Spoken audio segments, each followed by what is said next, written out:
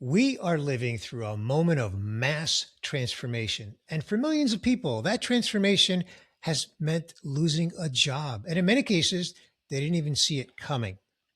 We know AI is reshaping entire industries, and companies are making decisions that affect real people, real families, and real careers.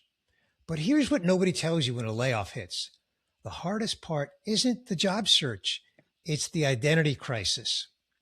Today's guest is Jess Smith.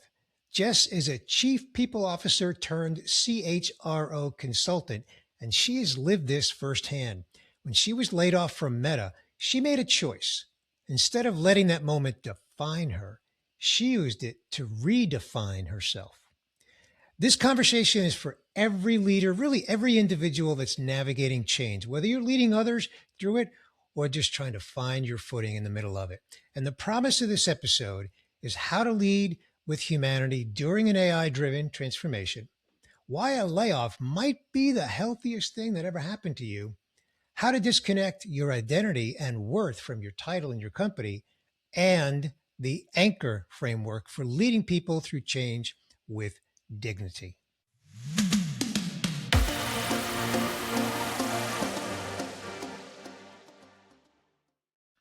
Jess, welcome to the Life Fulfilled podcast. It's great to have you. Thanks so much, Bernie. Thanks for having me. Absolutely. Jess, you are a seasoned chief people officer and CHRO consultant with deep experience leading organizations through major transformation. And as a former chief people officer, you have guided teams through some of the most complex and high stakes moments that a workforce can ever face. So in this conversation, let's go beyond the frameworks and the theory and into what it really means to lead people with humanity and how to rediscover who you are when your identity gets tangled up in your job. So I think we need to begin with your backstory. Tell us the high level on your backstory. Yeah, absolutely. So I started my career actually in finance. So I started in finance. I ended up transitioning to HR kind of mid through my career with talent acquisition. And then I spent most of my HR executive career in big tech. So I worked in Amazon and AWS. Then later in Meta, which of course we'll talk about later, where I was laid off and ended up getting into chief people officer at Hayes for the Americas after that role. And currently you're a consultancy, right? That's right. So I founded Reframing HR, which really focuses on the AI transformation from an HR lens. And so it's really made us a platform for all of us HR practitioners to help us to figure out how to lead digital transformation, but then also how to think about our own org designs based on the experience for someone who's sat in the seat.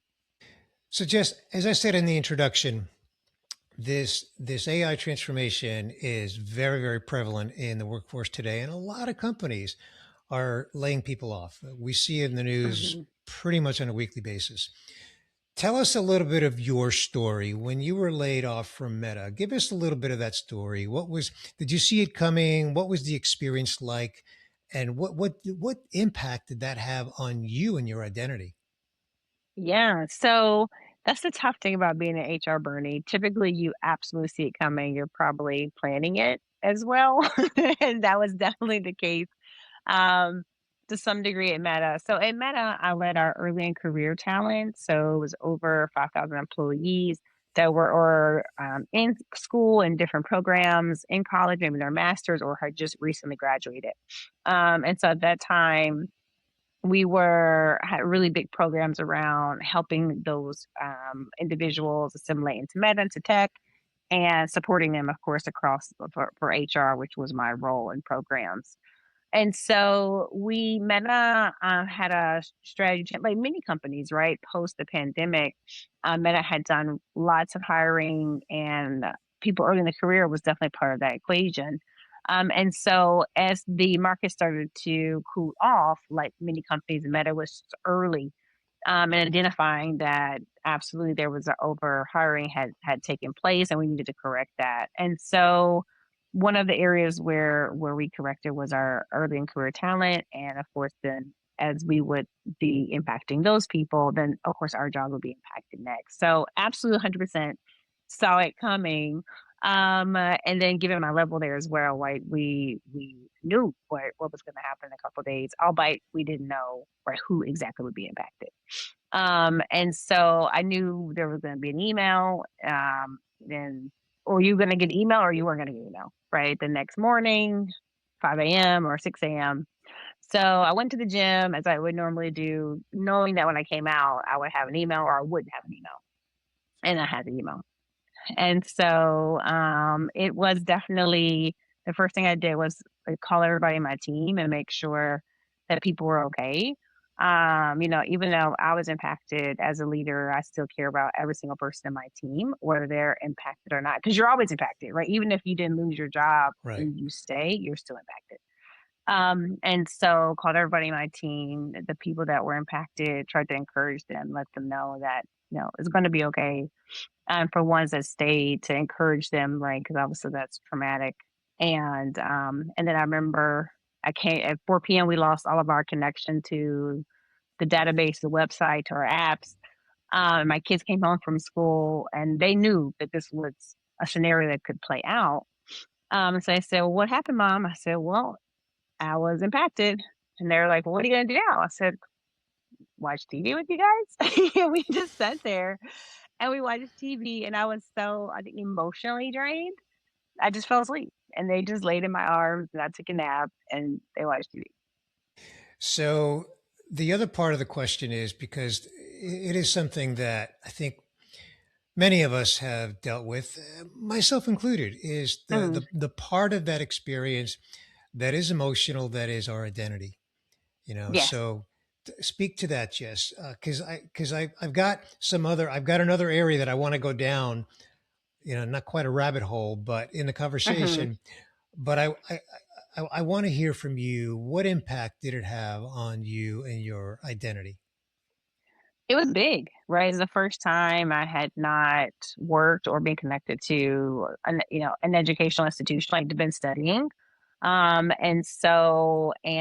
like many people, I'm super driven. I clung to my career and I always saw myself connected to and have always been to an organization. And so I remember the next day I had a conference to go to 2 or 3 days later. And all I could think about was, typical in a conference where people are like, "Hey, I'm so and so. I work for this place and I'm this title."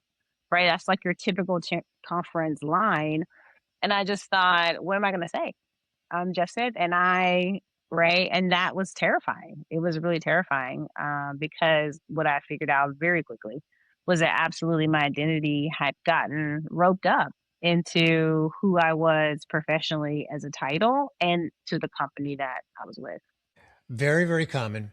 All right. So let's go down the path of where I want to go in this conversation, and that is leading through transformation in a human led way. You've already begun to speak to that just by sharing the experience, Jess, where that same day that you got the email, even though you were impacted, you reached out to your team.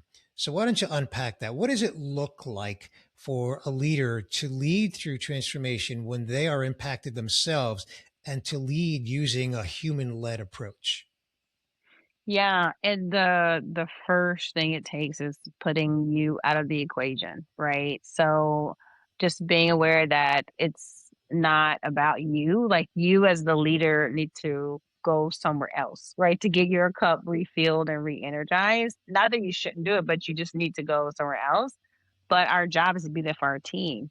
And that's whether we're impacted or not. And so showing up for the team in a way that's empathetic, it doesn't mean you need to be overly like you don't want to be too overly kind in these moments, and that sounds kind of strange, right? But you need to you also work at the organization, so there is a hard line of not trying to take back or lessen what has happened, but being empathetic as a human and connecting with that person around, that helping them think and know that they are going to be okay is really the most important part, and even in doing your part to help that however you can. right? So like I offer the right reference letters for people. I tell them go on my network on LinkedIn. You can connect with people that I know. Just think about ways that you can help, and that is the most important thing you can do. And you talk about a framework that you call the anchor framework. You want to speak to Hmm. that? Yeah, absolutely. So the anchor framework is in my last role, one of my previous roles, I led 5 transformations in a very short period of time. And so I learned very quickly what success looks like in transformation. And a big part of the success is actually after the transformation, what you do after and how you manage to get your colleagues that are still in the business to now re engage with you and continue to be productive. And so I came up with the anchor framework to help leaders really understand, think, and plan for what's going to be the post life after this transition, because these are still humans, right? Like we will all feel traumatized. And you are missing your colleagues, right? And there are still emotions happening after you go through transformation. And so the A in anchor is for anchor stability. And so as a leader, the most important thing you can do to anchor stability, because a lot of times right after transformation, people look for, okay, is this it? Right. And you don't really know the answer to that, right? Especially in a moment that we're in where AI is prevalent. We don't know one day to the next what's going to happen to the workforce. And so you don't want to overpromise anything. And so anchor stability is about you being predictable. And so telling people what you're going to do and then doing it and then telling them again. And so that is the stability part. The end is around nurturing wellness. So this one's really important actually, because after a really big event like a transformation or reduction in force, everybody's tired. Like you're emotionally exhausted. Especially if you were in the works and planning for it, you definitely are exhausted, right? Because the kinds of things you don't sleep for months or prior to that. I know I don't. And so showing your team that it's okay to take breaks is really important. And so telling people, hey, I'm going to take my next meeting and a walking meeting, or I'm going to take PTO and I'm not going to be online, like actually taking off is really important so that people can see you are also need wellness and health and Hmm. they can feel free to do that. The C is creating meaning. So helping your colleagues who are still there reconnect to why they work there, right? So telling them, hey, here's a new strategy. Here's how your role fits into that. The H is about holding community. And so bringing people together where you can, ideally in person, but even if not, creating community, right? So whether that be through your employee resource groups or finding ways to connect people together, it's really important. O is orienting to the future. So having people to see, hey, this is a long-term strategy. I know how my role fits into it, but then here are the things you can do to keep developing for that. And then the R, which is restoring the trust. And this is key. If you don't restore the trust, your colleagues won't return to productivity. And a lot of those gains that you made in that transformation will disappear. And so you restore trust by, again, doing what you're going to say, saying what you're going to do, and then you do it over and over and over. And so even if it's quick wins, you'll want to do that very quickly. I love it. I think it's really, really well thought out. And each letter in that acronym has meaning, just as you know. But I'm going to tell you that my favorite, even though they all have meaning, and Mhm.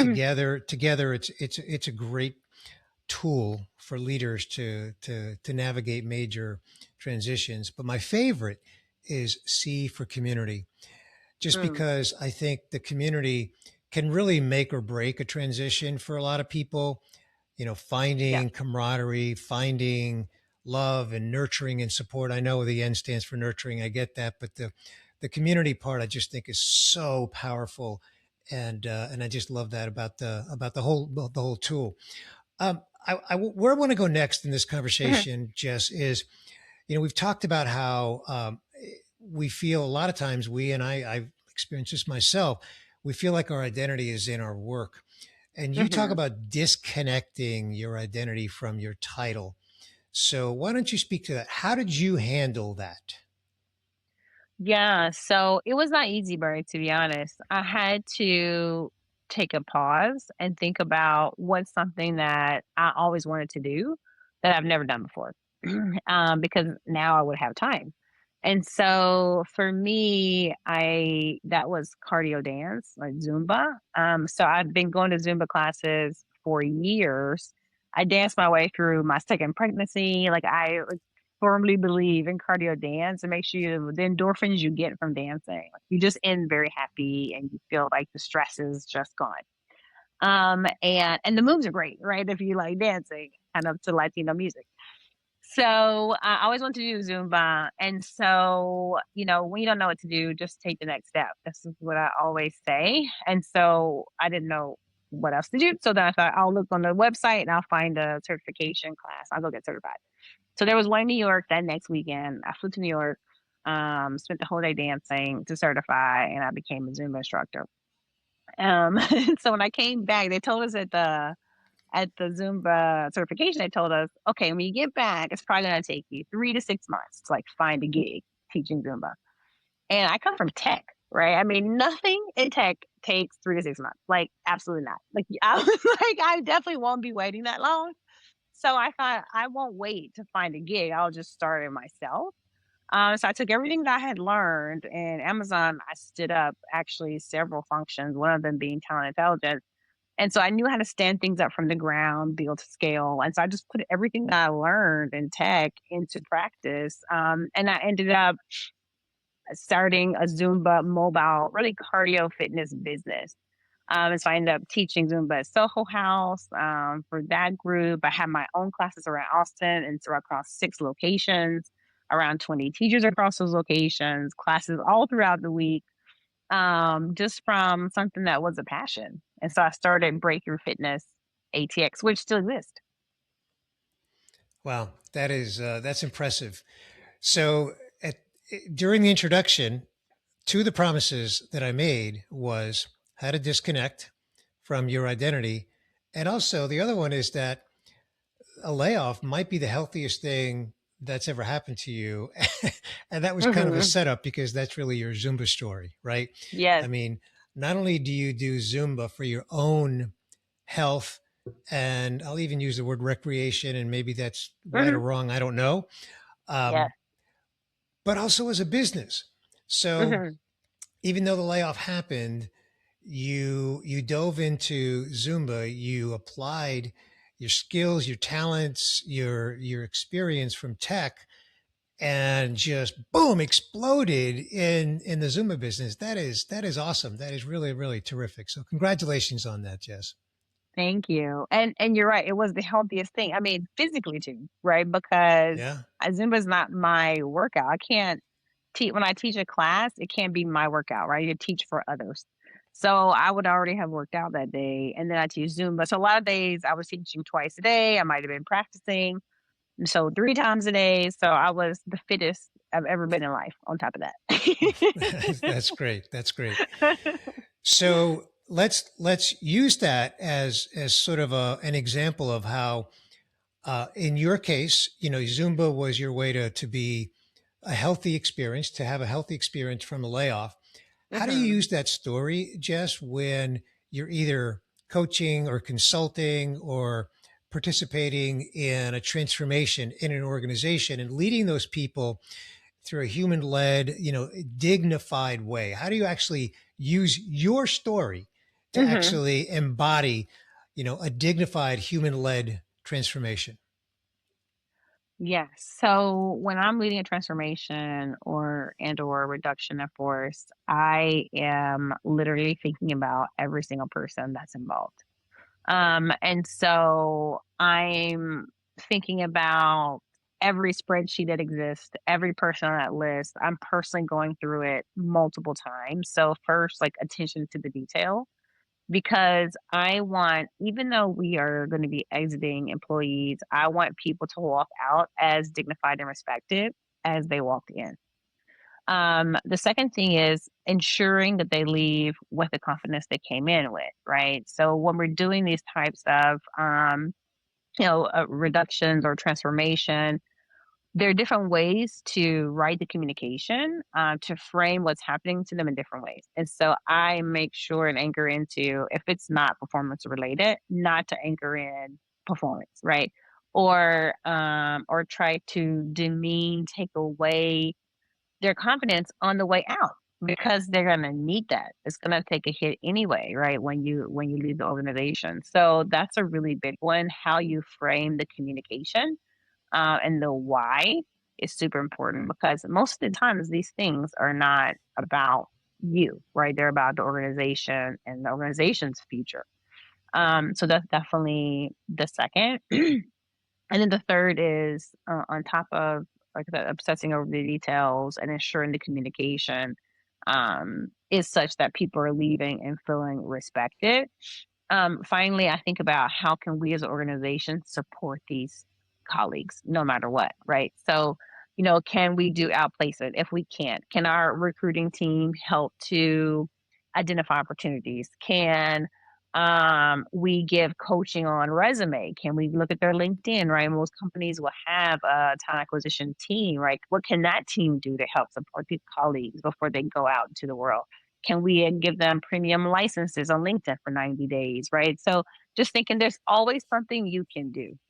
And so what can you do to just show that added support is the third one. So I want to connect this to my fulfillment centric leadership model. You have anchor Mhm. as a model. Mine is fulfillment centric leadership. Jess, you know that it's based on the five, what I call the five life pillars: health, fitness, career, relationships, and legacy. Any listener who's been with me for a while knows that. So everything we've been discussing, how can we connect that? And let me actually start that conversation, and then I'll ask you to kind of join me in the conversation and either agree with me or push back or just add your own thoughts and dimension to it. But it seems to me that when someone is experiencing a transformation that results in them being reduced or exited from the organization, Mm. from a health standpoint, it can impact their mental health, and certainly if they're losing sleep, that can also have a physical impact on their health as well. From a fitness standpoint, if they're already in a fitness routine, hopefully they stay in it as opposed to withdrawing from it. From a career standpoint, you spoke to the meaning of confidence. People need confidence to move on to a new chapter, whether it's something like what you did. Not that Zumba is necessarily your full thing because it's not your full time thing. It's part of what you do, but Mhm. nonetheless, it's a reinvention. And then from a relationship standpoint, certainly the people we work with, we're impacted there because some of those relationships we want to maintain. Maybe even relationships at home. You told a story about how your kids asked you, "So what are you going to do now, mom?" Right? So those relationships. And then legacy is really about how not only how do you want to be remembered, but what's the impact you can have today. And I think when you are part of that community that I spoke of and you spoke of earlier, I think that can have an impact on your legacy as well. Those are just some of my initial thoughts on how to kind of frame this up within the five pillars. And I'd love for you to just kind of, join me in that whole thought process. Yeah, no, I agree definitely with all those things. And I really the legacy one too, because I think if you lead with that one, so if you're thinking, okay, how do I want to be remembered? When I don't want to say get past, right? Because it's not that AI will go away, but there's a hype cycle to things.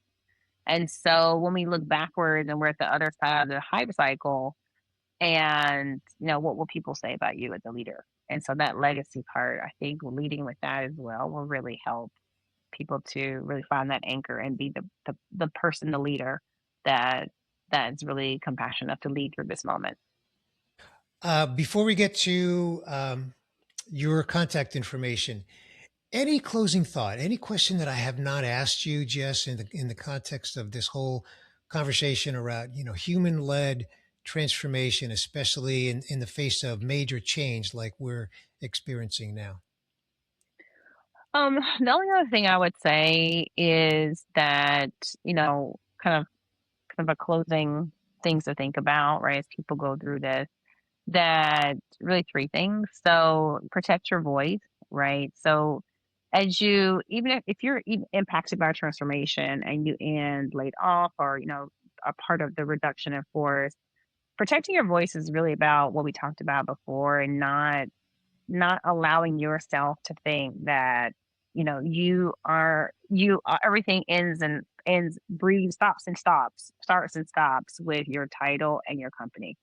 And so realizing that you're more than that, and you can do a lot of that work now, right? So using like your platform now, finding your voice today while you're still sitting in that organization, those are all the things you should be doing now, because you should be thinking, okay, if I leave tomorrow, what and I get to that conference, right? What am I going to say? And by the way, now at the conference, I say I'm chief people officer, no company. And then I say, and I do this thing, because I don't need anybody to tell me what's my job and my title. And it doesn't have to be connected to an employer. So find your voice. Number two, I would say don't let your past be the ceiling for your future. Like a lot of times when we get laid off, we can think and we're applying for jobs, we're looking for jobs, the ones we did before. And I actually found my promotion job right after my layoff. So I went from, being a director of HR to leading all of HR and all of its parts, right, in my next role in another publicly traded organization. So don't let the last thing you did be the ceiling. Like zoom out and think, wait a minute, maybe I've gotten the experiences that I need now to do the next thing. And so how do I now get recognized for that? What do I need to pivot in my career? What do I need to pivot on paper to be seen as that? What are the activities I should be doing? What's the network I should be making? As it relates to that. And then finally, my final thought, Bernie, is not everything is about you. Right. And I say that because a lot of times we get into these layoff situations and we're like, oh, woe is me. I've been laid off. I've been fired. But sometimes I believe that everything happens for a reason. And sometimes our path is actually for others. Right. So pour into other people as you're in that season as well. I continue to mentor people from our previous teams. I just try to pour into people however I can and support, uplift others. And maybe really it's about that and them. And as a result, as you keep pouring into people, it makes you more energized, more excited. And that will show up in how you show up in your interviews for the next role.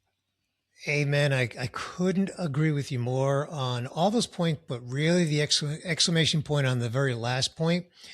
And what I'll add to that is that it can give you, and it will give you, a tremendous sense of fulfillment, right? I'm sure as you mentor Hmm. people, that feeds your fulfillment tank, as I call it now. And then the other thing that I want to say this before we close it out and before I lose this thought, because you said sort of at the beginning of your closing thought that you want to really think of your total value and not just the title and the role at your last job. Hmm. And here's the irony. If AI was the reason, the transformational reason that you were part of a reduction in force, well, the irony is that you can use AI to feed it all of your wonderful experience and ask it to give Hmm. you some messaging and positioning statements that you may not come up with on your own. Yes. Harness the power, the creative power of AI to actually give you some messaging that you can actually use that is true to who Hmm. you are. Okay. Yeah, no, I completely agree with you. I think that we should use all the tools that we have, and AI is really good at helping to zoom out. And you actually might putting all your experience in there, figure out that you're actually positioned to do something else you hadn't thought of, or your bigger role, right? Or maybe it's time for you to do your portfolio career, and so it's not just one job; it's multiple things. And so really having some conversations with yourself internally, with your friends and family, your mentor, as well as Claude or chat or fill in the blank would definitely help with that. Yeah. Or become a Zumba instructor. Or become a Zumba What? instructor. Or core. Bernie, now I certified in core strength as well. Oh, So I have okay. 2 classes. Wow. Okay. I don't think I'm going to take one of your classes. You probably kick my butt, but I don't But live you in your have fun. area. I'm sure I would. I'm sure I would. Jess, this is a wonderful conversation. I really admire the work that you're doing and how you're impacting people. How can people connect with you and get into your world? Yeah, definitely through LinkedIn. So Jess Smith, Reframing HR. Also the website for Reframing. So it's reframinghr.com. Or follow me on Instagram. I'm leadership lessons underscore from underscore life. Fantastic. Well, my listener knows that all that will be linked up in the show notes. And again, Jess, I just want to thank you so much for joining me for this episode of the Life of Full podcast. This is a meaningful conversation, a timely conversation, and I know it's going to be helpful to a lot of people. Awesome. Thanks for having me, Bernie.